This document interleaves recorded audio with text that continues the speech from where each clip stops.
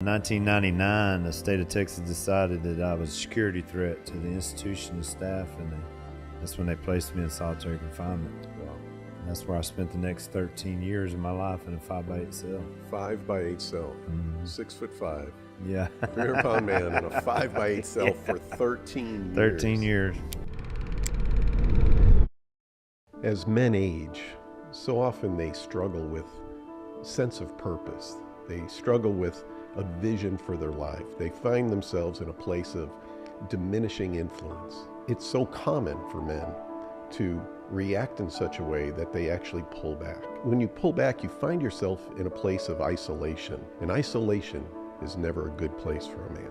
I've heard it said that a life worth living is an examined life. Well, my hope is to challenge you to examine your life, to be honest with yourself. And then when you find yourself, when you see yourself through the lens of honest appraisal, make a decision to live with intentionality. You can make the next third of your life the very best third of your life, but it takes courage. It takes courage to make that decision that I'm not going to settle any longer. You've spent your entire life building family, building career, building influence, only to reach a place in your life where you start to draw back.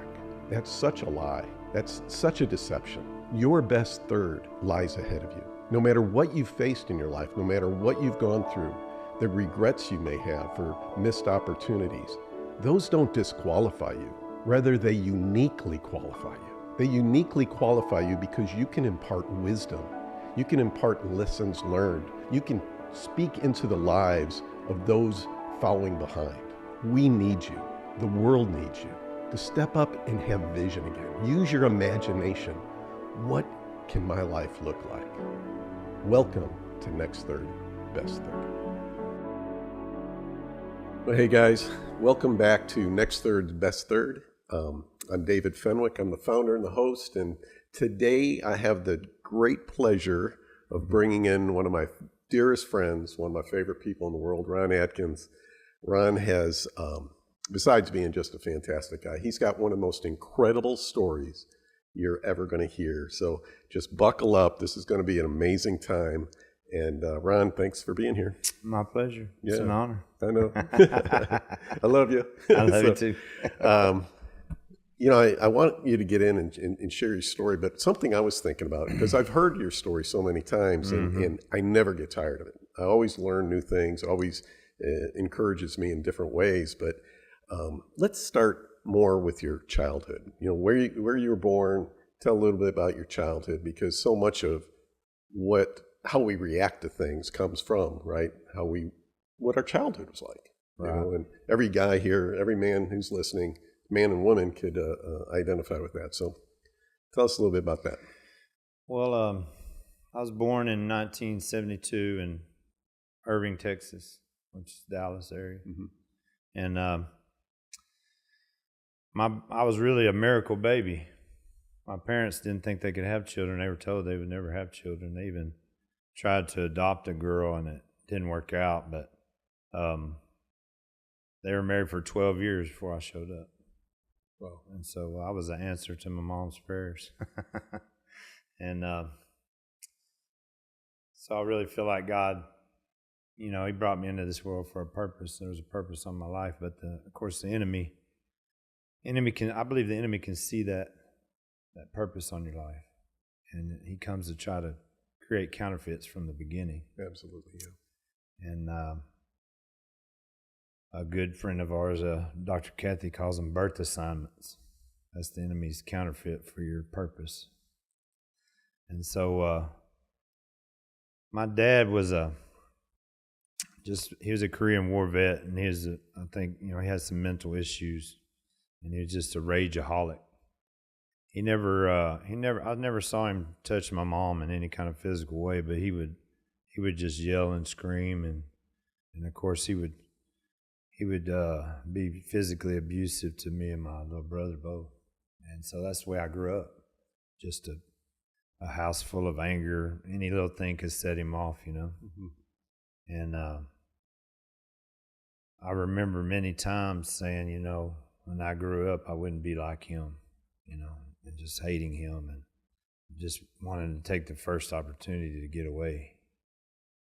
And so when I got to be a teenager, I got my first job when I was about 13 and started just working on trying to get the heck out of there, you know. And my mom, she was a real quiet, just sweet, passive person, you know. So she never had, never stood up to my dad, you know, always made excuses for him. And yeah. of course, she did the same thing for us. She was an enabler. But when I first left home when I was 14, I ended up getting my first felony when I was 14 years old. Really? Yeah. What did you do? I broke into a school. The principal had taken, I think, a knife or something from me, and I was going to go in there and get it back. But me and some other friends of mine went in there together, and we just tore the place up and stole a bunch of stuff. And so I ended up getting in trouble for it. Yeah, and then got put on probation. And I was thinking the other day, I've been on probation from the time I was 14 years old. I'm 51 now. I've been on paper my whole life. So here you were, you didn't want to be like your dad. You wanted to go totally different, and yet somehow you kick-started you on some sort of a life of crime. Yeah, well, also addiction, you know. Yeah. I got into drugs and alcohol, and just as a way of party, really. Sure. But it turned into something more as it went along. And the deeper in addiction I got, the deeper into criminal activity I got, you know. Yeah. And I got involved with a kind of a gang, like skinhead guys, you know. And we was kicking in drug house doors and robbing them. And where was this? This is all over the place, but mostly Dallas and Northeast Texas. Okay. Going out towards Texarkana, Sulphur Springs area. Just wherever. And so that's where I ended up getting arrested, you know, out in East Texas, Northeast Texas. And looking back on it, I think I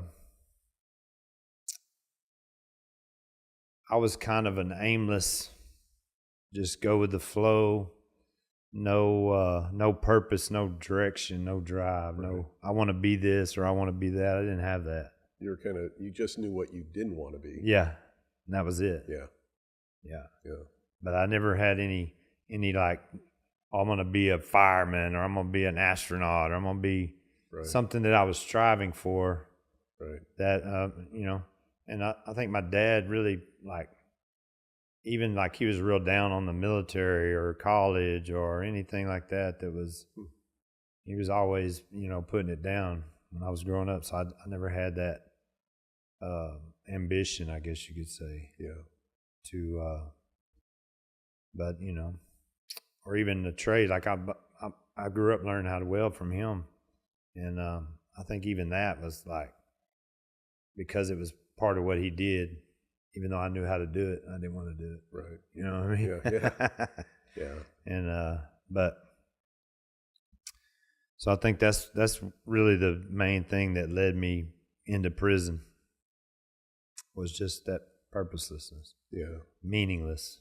You know, just to jump in real quick, one of the things I was thinking of, and it triggered it here while you were telling me your story, is how important it is for a dad, as a man, to encourage his son and daughter to dream.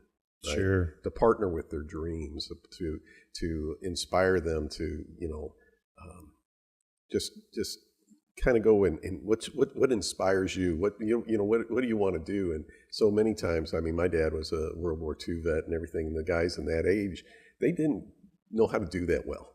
You know, or I don't even think they knew that they were supposed to. Maybe. Right. It wasn't modeled, I'm sure. Right. Yeah. For them either. Yeah. Yeah. And I think that's one thing that's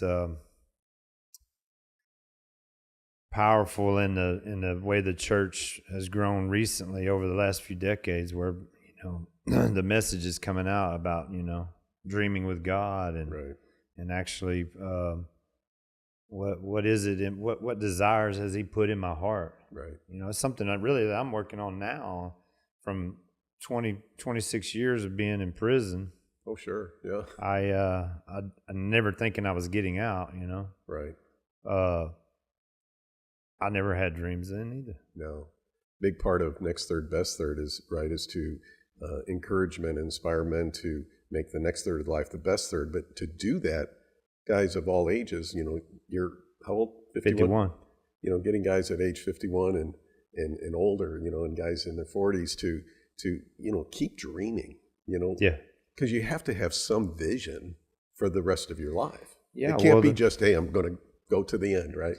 Well, the Bible says my people perish for lack of vision. Right. Yeah, there has to be some vision for what you want to do to bring meaning and purpose and Sure. and accountability and responsibility, and all those things work together for sure. Okay, so here you are. You got arrested. Mm-hmm. How old were you then? 17. Okay. And started going through the court system, and eventually I went before a judge and was sentenced to 5 99-year sentences. 5 separate 99-year sentences. Yeah, for burglary, habitation, home invasion. Yep. 495 years. Yeah, they were trying to make an example out of me. And what kind of parole? When were you eligible for parole? Well, once I got down there, I found out I wasn't going to get out till 2096. 2096, okay. 72 years from now. Yeah, we're going to make that. No. But, and this was back in the 90s, so sure, it was even longer than that. Wow. But, okay, so they put you in where? Yeah, I went to Texas prison and eventually ended up on the Cofield unit, which is down near Palestine, Texas. Okay. Tennessee Colony, Texas. And it was like what they call a gladiator farm, right? It was a lot of gangs and just matter of fact, it was on lockdown because of a gang war the day I stepped on the property. Wow. And so it was just a crazy place to be. And I went in there with this mentality, I was a big man and knew how to fight, and I decided I was going to make a reputation for myself. Yeah.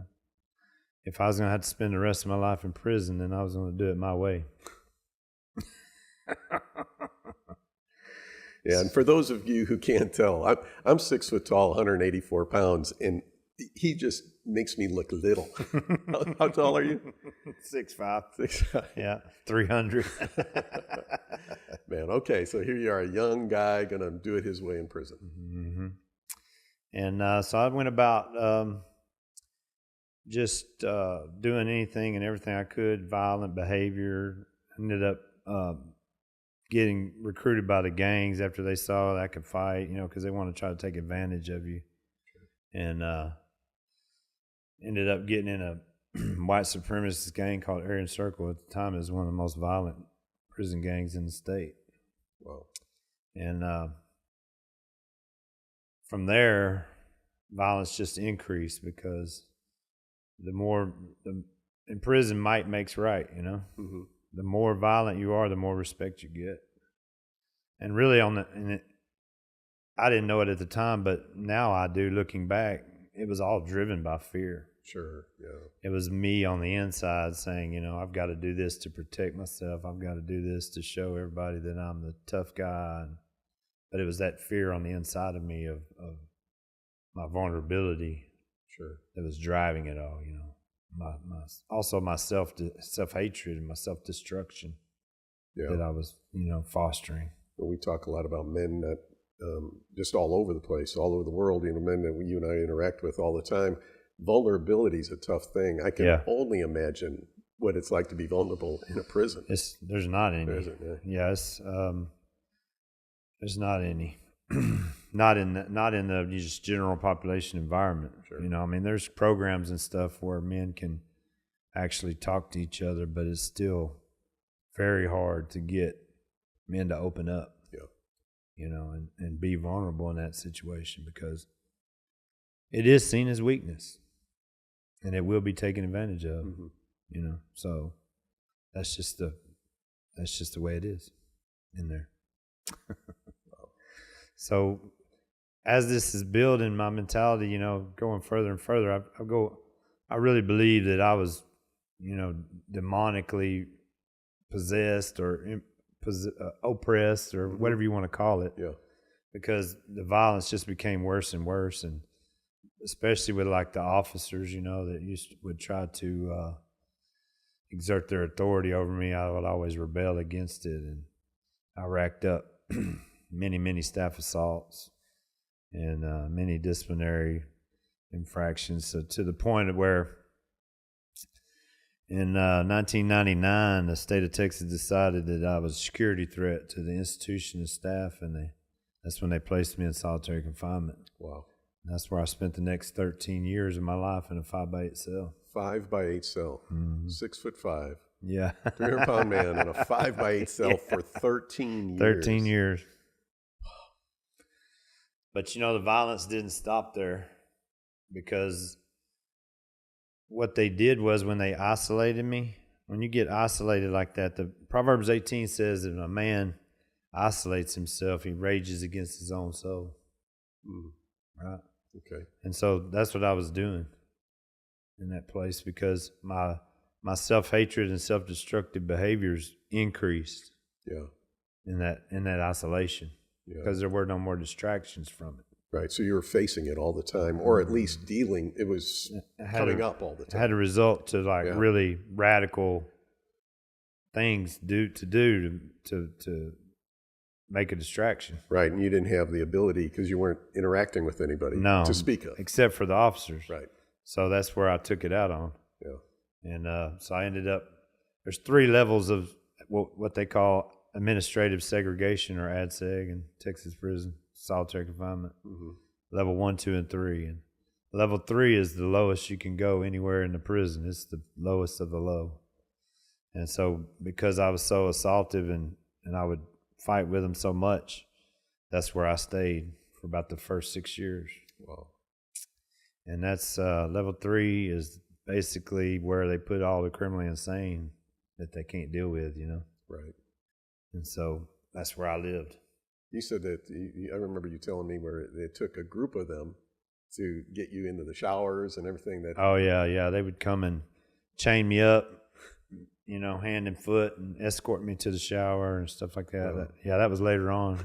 After I used to just get handcuffed behind your back, and I would come out and I'd break out of the handcuffs. And they would bring whole teams of guys in riot gear with tear gas. Yep. Wow. Yep. And you told me too that you were famous. You were like a movie star almost. You were in some of the training films. Is that right? Yeah, we have a guy that's a jail administrator in Sulphur Springs that we work with a lot in this jail. We go in to minister, and he was actually a warden on Hughes Unit years ago. And he always tells the story about watching the videos of them trying to subdue me, because they would, anytime they do a major use of force, they would have to bring a camera to show what's going on, you know. And they would have them Region 2, which is where that unit was at, wardens meetings, and they would show those videos as training videos to show how bad it can be, I guess. I don't know. It's wild. I know it. Yeah, he likes telling that story. Yeah. Kenneth. But yeah, so years go by. In 2005, my dad passed away by lung cancer. And I had some contact with him, you know, that him and my mom would come visit and stuff. And our relationship had gotten better. He had started to know the Lord a lot better. And God was really, you know, changing him and helping him with his anger and stuff like that, you know. It really affected me more than I guess I ever considered it would. His passing? Yeah. And that's when I started trying to figure out what's going on with me. What's my issue? How am I going to overcome this stuff? But it wasn't about God, because by that time I was into paganism. I was in runic magic and crazy meditation stuff. Yeah. And, man, I've been reading books on philosophy and psychology and just, history, you name it, I've studied it. And but I really started getting motivated to change my behavior and try to figure out, how can I live a better existence in this? Sure. Yeah. And because I was doing nothing but self-destructing constantly. And that process went on for a few years. I find it interesting, though, at that point, here you were doomed, right? You're going to die in prison. Yeah. And yet something inside of you was starting to say, hey, I've got to have a better existence, even in here. There was a little bit of hope or something, right? Yeah. Yeah. Hope was beginning to be birthed in my heart, I think, during that time. And even though I didn't believe there was a God, I mean, even to the point of like persecuting people that were Christians, making fun of them, and because but I had been exposed to church when I was a kid. Sure. But I always thought it was just a bunch of hypocrites. Yeah. I never knew who God was. Right. Well, I know we run into, when we talk about our faith with some people out in the world, they'll be like, well, if there is a God, why did he allow this to happen? Sure. So I'm sure that kind of stuff goes through. Oh, yeah. A lot of times I tell people I was mad at a God I didn't even believe in. Like I blame God for all this. I'm in prison for the rest of my life. Yeah. And, but it was during that time that I really started seeing that what I was doing was just hurting myself. I wasn't hurting these other people. I wasn't making an impact on any of these other people. Sure. It wasn't changing my situation, only making it worse. So that was a big realization that I probably hadn't had before. In my demented state, I was just lashing out all the time. And so that kind of behavior sort of mitigated somewhat. I still had some encounters with the officers, but I was able to sort of maintain. But then in 2009, I caught another charge while I was in prison, and I was waiting to go back to court for that, and they were trying to sentence me to a whole nother life sentence for your violence. Yeah. Yeah. And so I got transferred to another prison. It's called Telford Unit up near Texarkana. Okay. And this is like what they call a super seg. It's a really very more isolated type of environment, and bigger cells though, but just isolated. I remember I was waiting to go back to court, and one night I was really suicidal. It was just kept going over in my mind, how am I going to kill myself? How am I going to kill myself? Just at the bottom of the barrel, basically. And that's when I had an encounter with the Lord in that cell. And I always describe it, the best way I can describe it is Jesus walked in the cell with me. Really? Yeah, the presence and power of God became so powerful that I just began to weep for like the first time in probably 20 years. Even when I was a kid, my dad was always, men don't cry, Sure. Slap us upside the head if he caught us bawling or whatever, And so God just moved in on me. And I cried out to him. I said, God, if you're real, you're going to have to show me. Because I don't think I can have faith in you. I don't think I can believe in you, Certainly not the way I've seen people do it. Right. And it was in that moment that it was like he reached in my heart and just pulled the bitterness and the anger and the resentment and everything that had been driving my behavior, just ripped it out by the roots. Like I could almost physically feel it just lifting off of me. Wow. And right in that moment, I believe I was saved and filled with the Spirit and set free. But I had to go on this journey. Yeah. Of really learning who God is. So you're about, 36 or so at this point? This was in 2009, so I was about, right in that age range, 35, 36. And you've been in isolation for almost 10 years? Yeah, almost 10 years, almost Wow. a decade. Wow. Yeah. And the next 3 years was just me and God. And by that time, I was like pretty high up in the gang and like leadership, and so a lot of my life was connected to that stuff, you know. Mm-hmm. And God began to show me I had an old Bible that I had been using the pages for rolling papers for years, you know. I always say I smoked up the whole Old Testament. God knew I was going to need the New Testament, so it was all still there. That's great. But the first thing he taught me in that moment was, if it had just been me, he would have done it just for me. Whoa. Right. And for the first time in my life, I felt valuable. You know, because my dad always said, "You're stupid. You're never going to amount to nothing. You know, you just screw up everything you touch." Right. You know, and that was, I took that on as my identity. Mm-hmm. And that's what was happening. Right. I saw it as a fact, but that was never who I was. And so in that moment, God created the capacity in me to feel valuable. That's so great. Yeah. And I think that's a big deal. Oh, it's huge for men and women. Well, because, you know, the search for significance. You and I have talked about this, right? Yeah. That's to be seen, to be heard, and to be known. For sure. And everybody has a hunger. Everybody has a longing deep inside for that. Yeah. And I think people, they can see God as loving them, mm-hmm. and he gave himself for them, but I don't think they know that he cares. I think a lot of people don't think he cares. Cares for you personally, the details of your life. Yeah. You know what I mean? Yeah. Because it looks like a lot of times things just happen to you randomly or whatever. And like you said, you want to say, well, why is God allowing this? Mm-hmm. You know, if he's in control of everything, right, why is he allowing? But they don't understand that in his goodness, he gives men free will.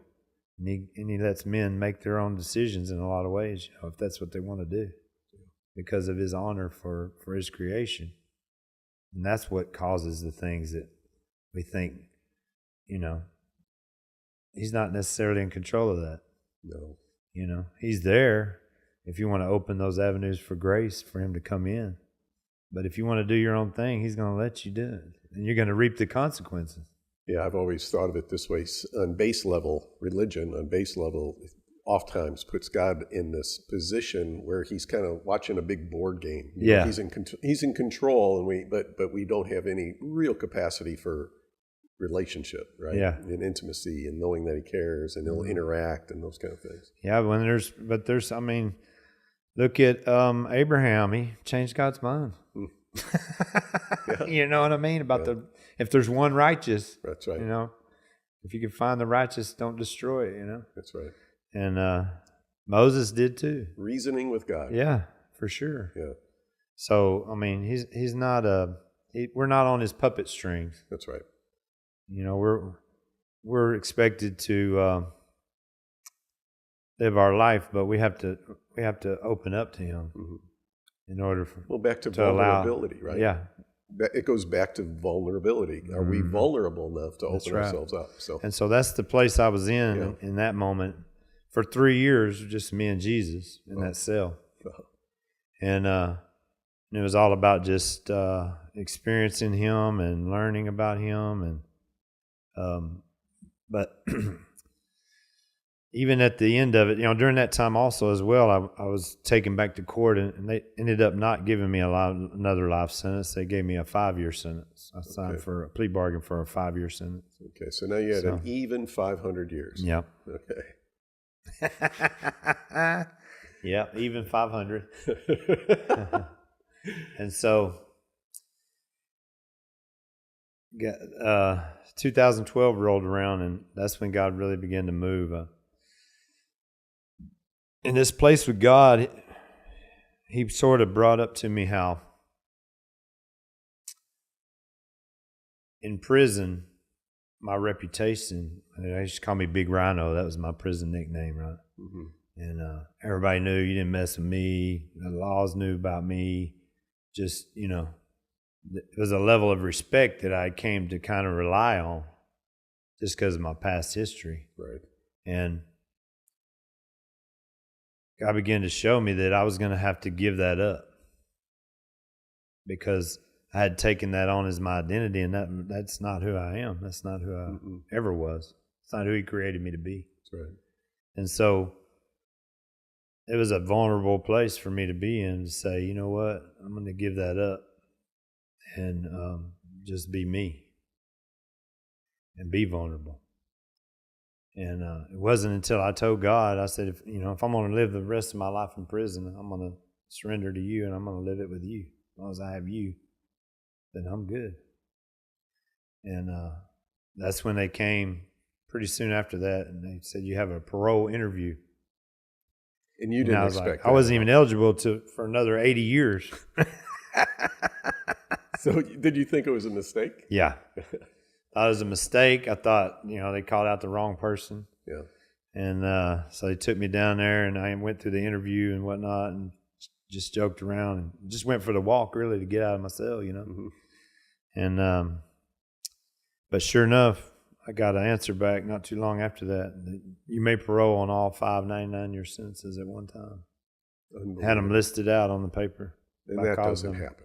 No.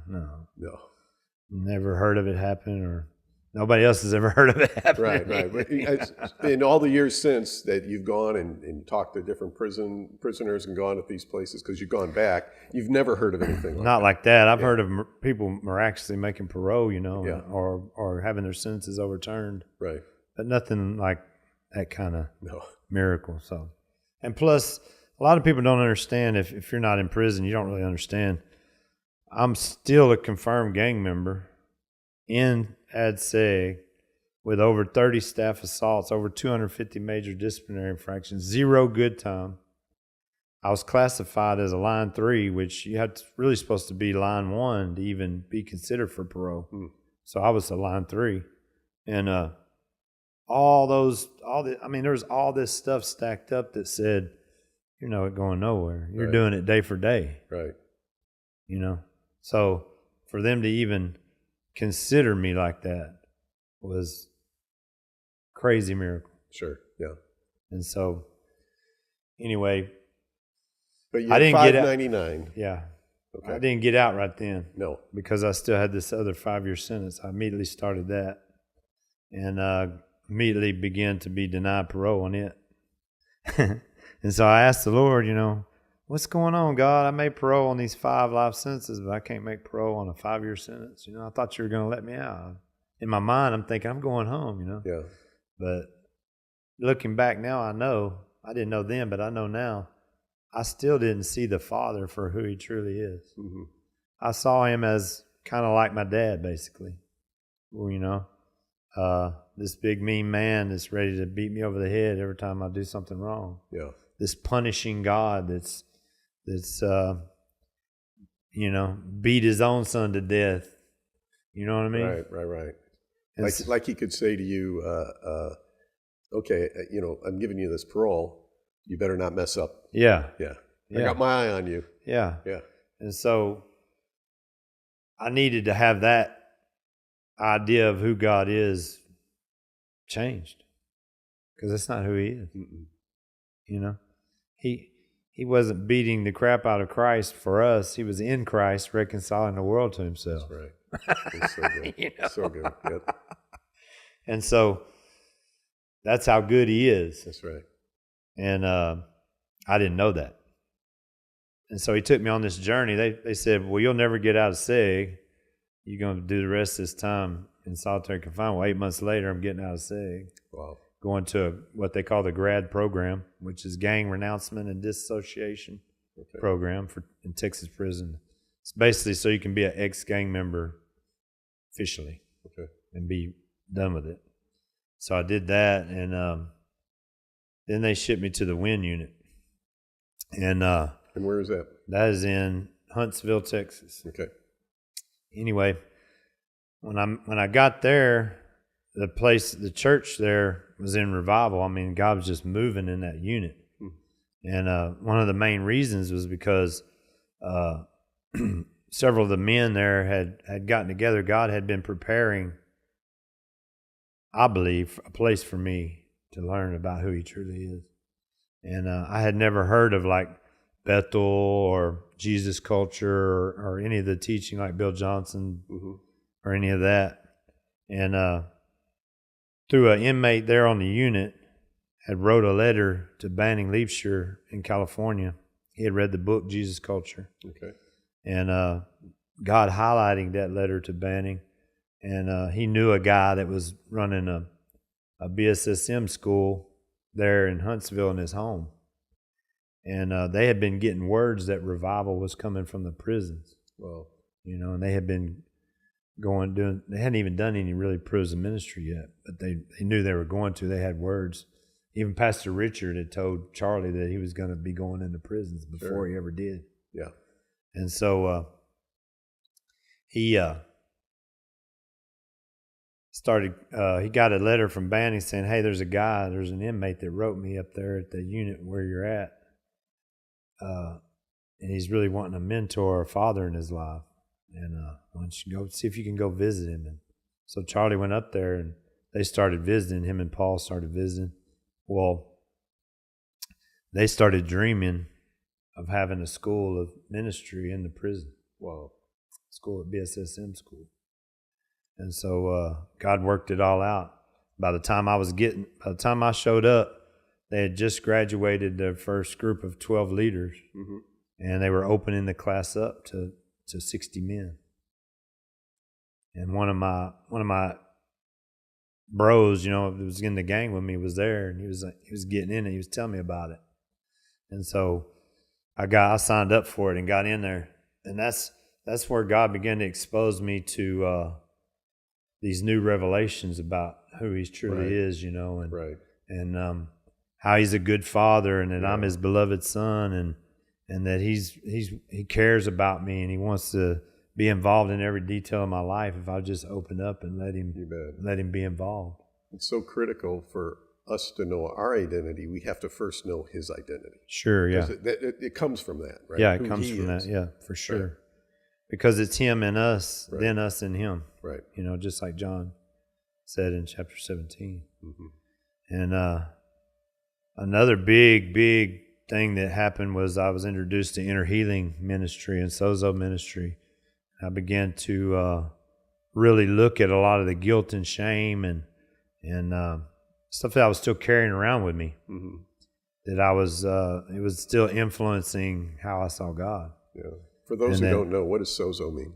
Sozo it just means saved, healthy, and whole. Okay. It really means whole. Okay. Being made whole. It's a Greek word, right? Yeah, it's a Greek salvation. word. Yeah, for salvation. It means saved, healthy, healed and delivered. Healed and delivered, or whole. Saved, healed, and delivered. But it really means whole. Yeah. God wants you to have a whole heart. Right. Complete, lacking nothing. Right? Exactly. Okay. He doesn't want us to walk around with holes in our heart. Okay. Or brokenhearted. Sure. Right? That's good. That's Isaiah 61. He came to heal the brokenhearted. That's right. You know? And so I still was brokenhearted. You know? I still you know, they say if a double-minded man the Bible says a double-minded man is unstable in all his ways, right? And that doesn't necessarily mean 50-50. Right? Right. If you're 90-10, you're still double-minded. That's right. That's good. And so I needed all that. I needed to be 100%. And that's what I think sozo counseling, I think that's what you can achieve in that.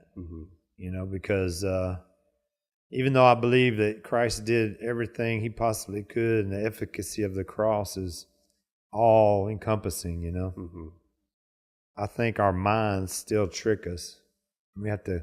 It's like Dr. Kathy says, you applied the blood, but when did you apply it? And where did you apply it? Yeah.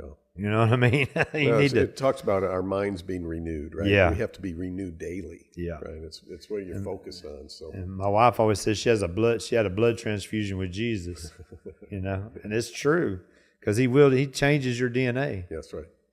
And I really believe He renews your mind in the same way. You know, your mind,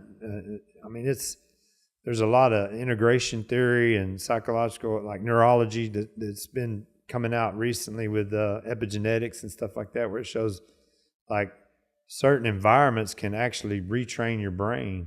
You know, like being in the presence of God can retrain your brain. I mean, just the synapses are going to flow differently. And so that's what he was doing in my heart. And okay, so you're in the school of ministry. You're going through that. When did you get out? Yeah, so I've spent about another 3 years there, just really getting healed and whole and seeing God move and miracles happen and just craziness. Well, then May 5th of 2015, I was released from prison. Coming on 9 years. Yep. May it'd be 9 years. God really prepared me for that. I didn't believe it was real till I walked out the gate. I thought something was going to happen to pull me back. That had been so surreal. Yeah. And first thing I realized was I was not prepared. I mean, I thought it was going to be one way, but it was another way, you know. And I tell guys that when I go back, it's not going to be nothing like what you think. You can sit in there in that prison cell and think about what your life's going to be like. But when the rubber hits the road, you know, it's like I heard Mike Tyson say the other day, no strategy ever survives the first punch. That's good. I thought, yeah. That's good. That applies to it. Plus, in your case in particular, I mean, the changes in the world in that 20-some years. Yeah, you know, I didn't know how to use a smartphone or email or internet. There was no internet when I went in there. No. So it was all new. Right. You know, I didn't know how to use a debit card. Gas pumps were all new. You know, when I got locked up, they still had that lever on the side with the roll numbers. Yeah. So I had to relearn everything. But God sent people to help me, and you know, I taught myself how to run heavy equipment on YouTube and got my first job and just started learning, started going, started doing. I always say that to me, freedom is patience with all the options. Because in prison, you don't have any options. Right. And you think you're a patient man, you spend all that time in that cell, you should be patient, right? You should know how to wait. But you don't have any options. But you don't have nothing to wait for. You. Right.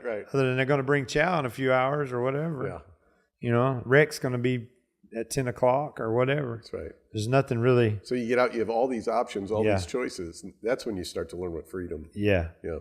And it's scary. Yeah, I bet. There's a lot of fear in it.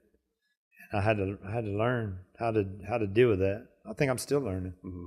God put the right people, put fathers and mothers in my life to really help me, show me things I needed to know. And he's just faithful to do that, you know. Yeah. And so I really have a heart for that. You know, men need fathers, men need mothers, whether they're natural or not. Right. You know, and as a matter of fact, they need both. Spiritual mothers and fathers and natural. That's right. In order, because I believe that Jesus and the disciples, they modeled that. Yeah. You know, isn't it interesting? Even the whole Bible models that. Oh, sure. Yeah. What I love about your story too that we didn't get to is, you know, when you and Dawn met, right? And then you got married. We're getting to that part. And we're getting to there, but to see where you are today, that you are a father, spiritually and in the so-called natural, to so many of these women that you guys minister to. But anyways, sure, yeah. Keep going. So I guess almost about 10 months. It was about this time of year in 2016, I got invited to go to a prison evangelist conference in Waco, Texas, and by one of the top administrators in Texas prison, a guy named Clint Morris, a good friend of ours.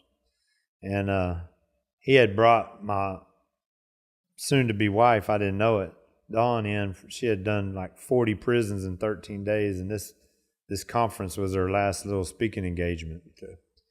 And so that's where we met. And God spoke to her in that meeting while I was giving my testimony that I was her husband.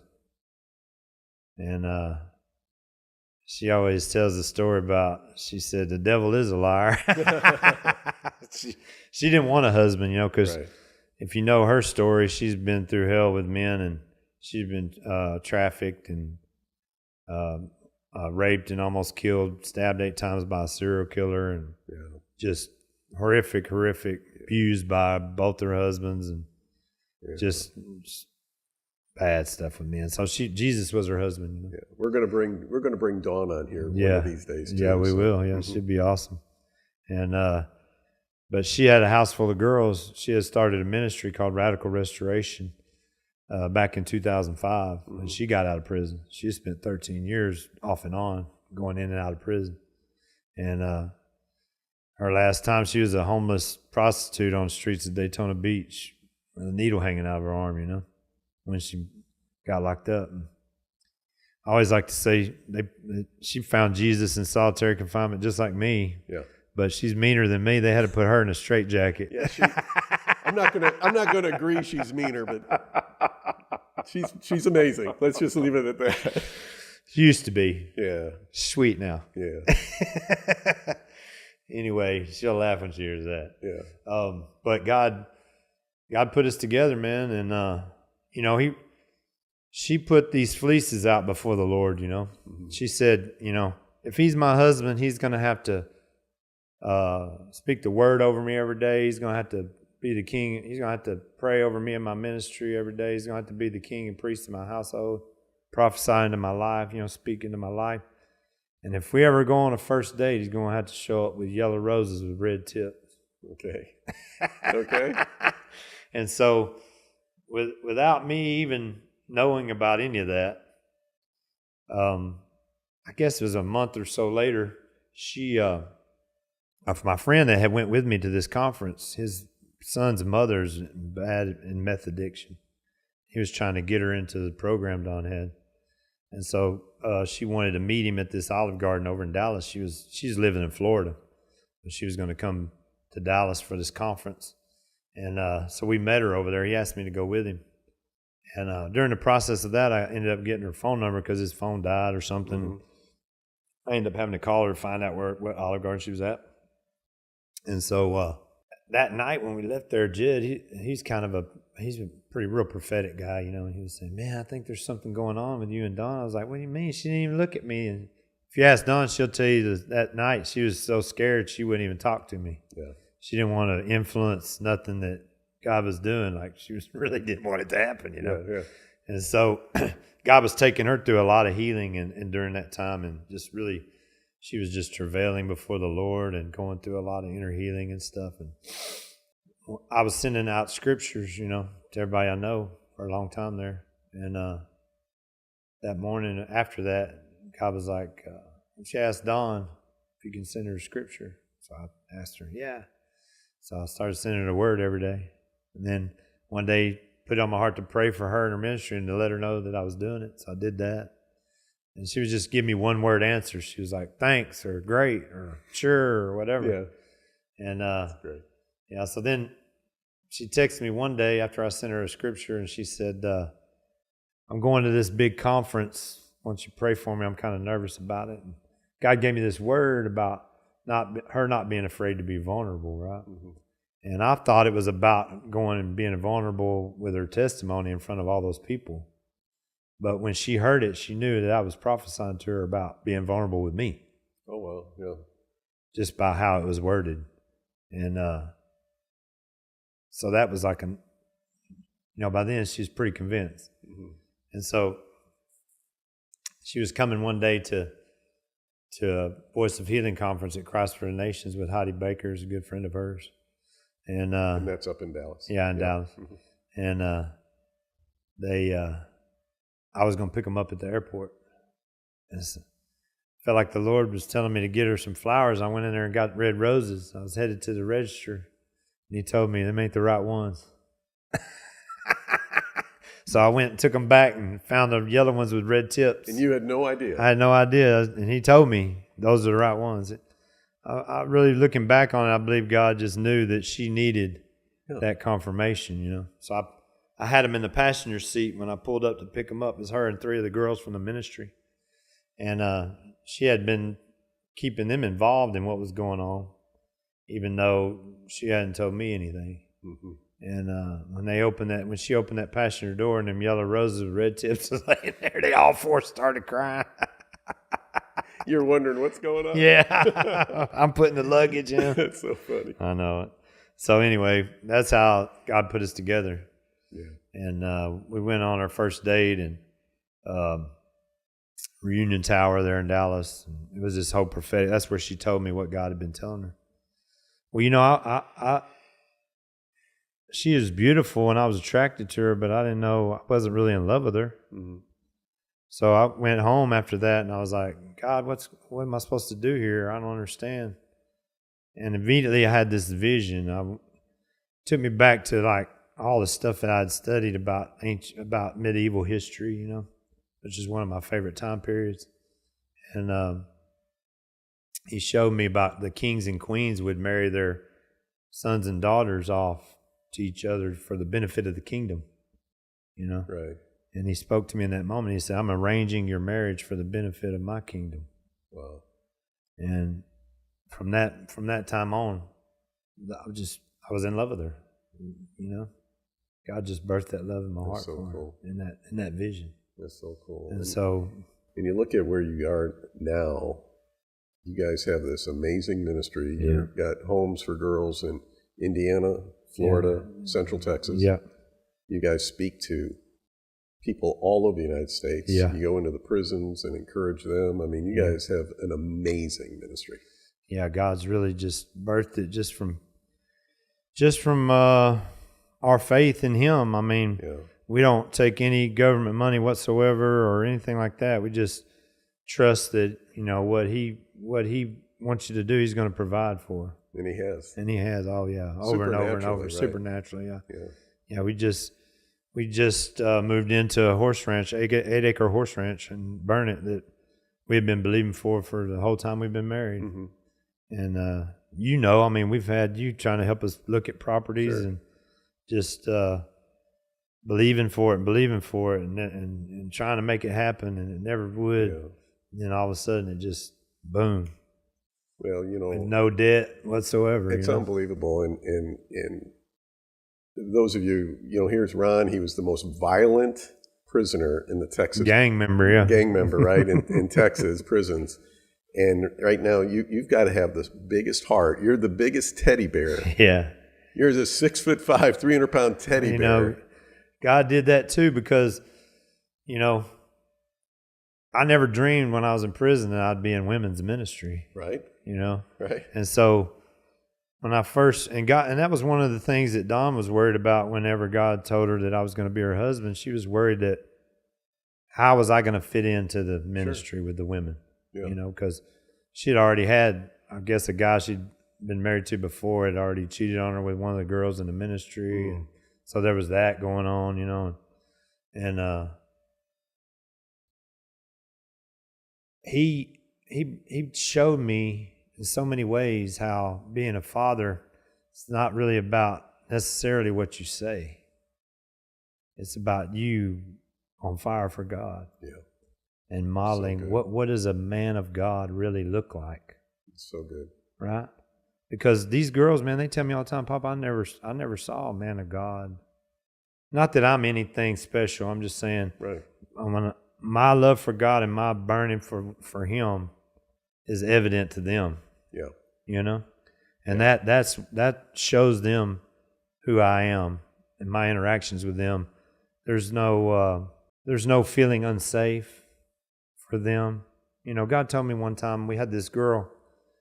I was actually in church at True Life, and we had this girl that was from a Mennonite community in Oklahoma, and she was just really abused by her father and brothers, and she had a really bad view of men. And she, I'd been praying for her, you know. Well, she came up to me one day during worship in church, and she told me, she said, God said that if I could trust you, I could trust Him. I mean, it just made me just begin to weep, you know. Yeah. And I asked God, you know, what does that mean? Why did you have her tell me that? And He spoke to that heart in that moment. He said, because I trust you and my babies. Wow. Come on. And it made me see what an awesome responsibility. Like I could be pastor, I could be evangelist, I could be apostle, whatever you want to call it. But my main job is Papa. That's right. We've talked about that. I've got 6 kids of my own, right? And they're all adults now. My baby is almost 18, but through everything we've been through, as a family, the charge that I know that God has put on my heart is whatever I do, continue to be an example. Yeah. Be a godly example of the Father. Keep pursuing God. He showed me this in the story of Mary when she was pregnant with Jesus, and how her mom and dad must have been good people. I mean, they raised Mary. I mean, that shows you something, right? And she was awesome, and so she didn't go to them. She went to Zachariah and Elizabeth, right? And I remember, just really asking the Lord, what's the deal with that? Why would she do that? And it was obviously the right thing to do, because as soon as she walked in, the baby leapt in Elizabeth's womb, and they went to prophesying over each other. Zachariah, how could he be a spiritual father to Mary when he couldn't speak? He was struck dumb by the angel, in the Holy of Holies. But he had such a powerful encounter with the Lord in the Holy of Holies, they thought he was dead in there. They thought they were going to pull him out by the rope. Right. They tied a rope to their ankle in case they died in there, so they could pull the body out. But he stayed in there so long that they thought he was dead. Right? The Bible says that. And so, to me, that says he had a powerful encounter with the Lord, even though, he didn't necessarily handle it exactly right. But he must have been burning for God to a powerful degree. And all Mary had to do to be fathered by him was sit at his feet and watch him burn. That's so good. So good. And it's true, because when they handed him that tablet, after John was born, the tradition is to name him after him. He should have been Zachariah, and he should have been in line to be high priest just like his father. Right? But he didn't write Zechariah. No. He hurried up, wrote John. That's right. That's right. So he was on fire. He was just really burning for the Lord. Yeah, and he couldn't ready. Wait. He couldn't wait. He couldn't wait to name him John. That's so good. Yeah. So good. So that's what I really look at when I see my role as father in their lives, and in my own stepchildren's lives and grandkids. And I didn't think I would ever have a family at all. Well, look at God's this. really just given me. You've got a huge family now. Huge family, yeah. It's so crazy. Good. I love your story. Love the life, and I'm so grateful that he brought us together. That's one of the best things about the story is because we're friends. Sure. I get to benefit from that. But he loved you so much that he did all that for me. Isn't that awesome? To bring me to that moment where we met. Yeah. That's so good. I was telling the guys in the prison that the other night. I said, don't discount this moment of us coming in here. I mean, it's just us coming to a prison and speaking to you guys, but God did a whole lot of stuff just to make this moment happen. Oh yeah. Just like us on this podcast. We don't discount the power of this moment, because it's just really us in the studio doing what we're doing. But God did a whole lot of stuff in both of our lives to get us right here to be where we're sitting in these chairs. That's right. And it's significant. It's significant. Whatever he does with it, he does with it. But it's significant. And, as we go forward, and I think we'll probably kind of wrap this one up here. We want to talk about the judge? Oh, yeah, we can't wrap it up until we talk about the judge. This is a great part. So we're just going a little bit long, but that's okay. This is a great story. Yeah. Yeah. So after Don and I got married, we came back to Texas, and we were in a little church in the hometown where I went to high school, Lone Oak, Texas. And Pastor Green introduced me to this man named Robert Newsom. And I said, immediately when he said that name, it just went all over me. I know that name from somewhere. And I couldn't think of where it was. I kept thinking about it. Finally, that night, I realized that's the name of the judge that sentenced me. To the 5 99-year sentences. Yeah. Okay. And so I called the pastor up, and I was telling him, He said, I don't know, he is a judge, though. I'm going to, So he ended up calling him later that week. Well, he was coming back to preach the next Sunday. And he's preaching on intimacy with the Father. I always thought that was ironic. Yeah. But not only was he the judge that sentenced me, but he was the DA that charged me when I was juvenile. So he'd been in my life for a long time. Wow. And he went back and looked at the records, and found out, sure enough, it was him. And so we went up at the end of the service, and me and Don, and he looked up at me. He's kind of a short guy, And he said, "Are we all right?" God had already prepared me to meet him, And Yeah. I had forgiveness in my heart for him already. And I gave him a big hug, and he invited me and Don to his living room. They were having prayer meetings at his house in Sulphur Springs. And so we started going there, and God just really blew the doors off that place. And it started revival in the community. And in 8 months, it went from the 20 people in the judge's living room to 300 or 400 in the Civic Center. That's amazing. We started going into jail, and God blew that place up. And the sheriff got saved, and judges all took notice of it. And, we ended up in front of all the city and county officials, giving our testimony. And then that's where Kenneth, the warden I was telling you about that was watching them videos of them, that's where he's the jail administrator. Okay. And so he ended up, now he buses all the inmates to the Free World Services, and they have church together. We get girls from there court ordered. Instead of sending them to prison, they court order them to us. And it's just been an amazing, amazing ride, man. God's used that place in an amazing way to help set people free. Yeah. And to show his love.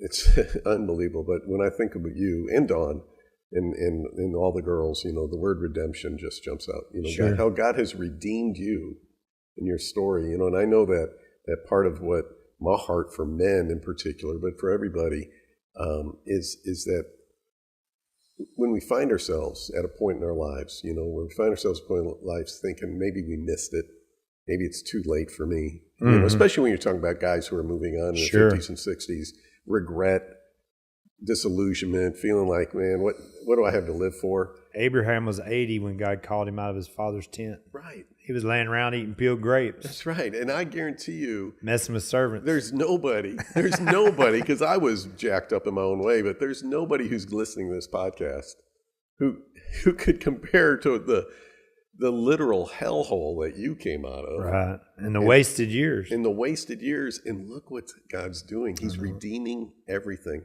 And it's not over yet. Oh, no, it's really just beginning. Yeah, the next third's your best third, baby. Yeah. So it's so good.